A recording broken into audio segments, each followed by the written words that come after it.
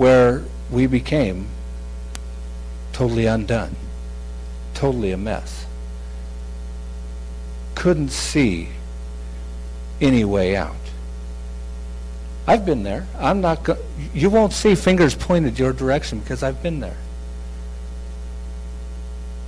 I have. I lost my wife through divorce. I lost my family for years. I lost ministry. I lost friends. I lost it all. And all of us have gone through certain types of things where we've lost everything, haven't we? We have. But what does it say? The Lord raises them up out of the ash heap, out of the dust, out of that place of destruction. He raises us up. But sometimes we really struggle with that because we don't understand how to allow him to raise us up. We're sitting there in the ash heap and we're squalling and we're bawling and we're mad about it and we're cussing and we're doing everything we can and we're saying, God, how can you even love us if you've allowed this to happen? Right? Okay, come on, don't get all holy on me. You better at least say right, because I know at least some of you have done it. You know, poke your neighbor and say, hey, he's preaching about you. We've all gone through and done it. You know, whether it's been a life that's been consumed by drugs, by meth, and by crack, and we've seen some of those folks and the destruction it's had, and some of you may have been in that situation. Or the family destroyed by infidelity, unforgiveness, and divorce. The man and woman who tries to numb that pain with alcohol, pornography. Yeah, I said that word. Numbing that pain. We've all been at that place of destruction. And in fact, if we're really honest with one another, some of us are there even now. We're going, why again? Or why am I still struggling with this? Or why haven't I seen your forgiveness or your open heavens? Why haven't I seen your glory return? Why am I still struggling with this? Why have I lost my job?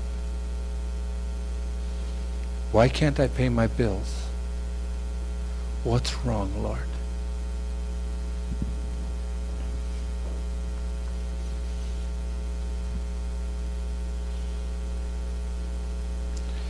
You know, there's some,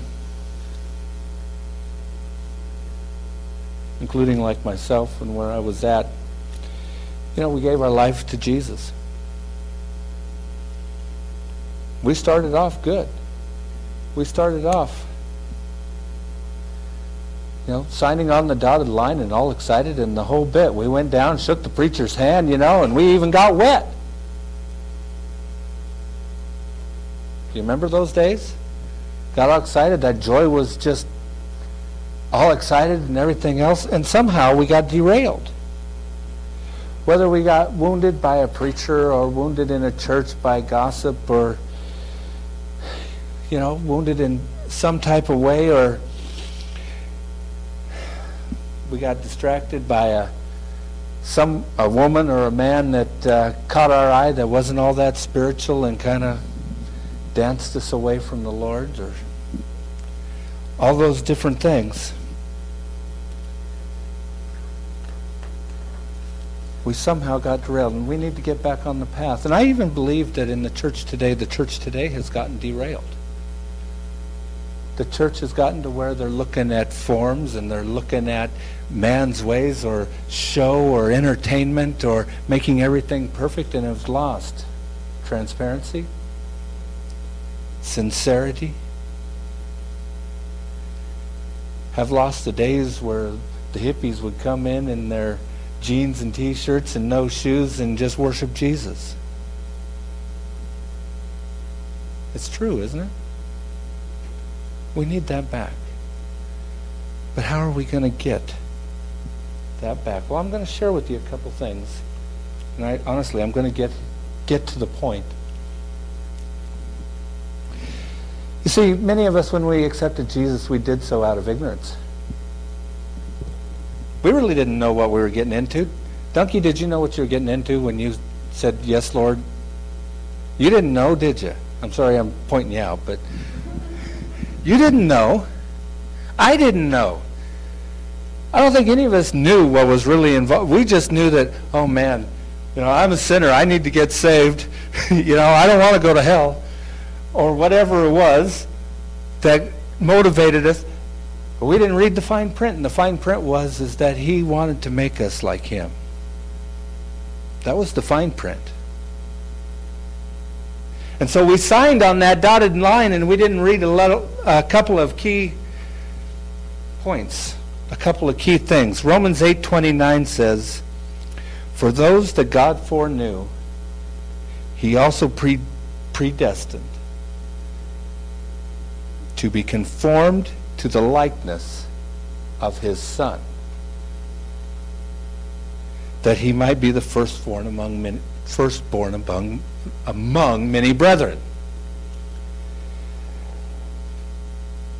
Those that God foreknew, he predestined. Now, it doesn't say he predestined people, whether they're saved or not going to get saved. It says he predestined those he foreknew that would get saved to be conformed to the likeness of Jesus. Now, that's both good news and bad news, isn't it? The good news is that God's going to give us some really great character and attributes and things that are good. Things that people are going to like. The bad news is that some of what we go through is going to be just like Jesus, including the fact that Jesus was the suffering servant. Ooh, that just makes you have goosebumps, doesn't it? Huh? You want to do a Holy Ghost shout right now? No. That's like, oh, I don't want to hear about, you won't hear it on TBN. You won't.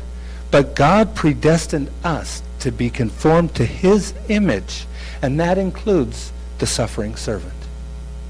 Now, does that mean we have to go and carry a cross and flagellate ourselves? No, that's not what we're talking about. But that does mean that our lives have to be poured out for others, and especially poured out for him as an offering.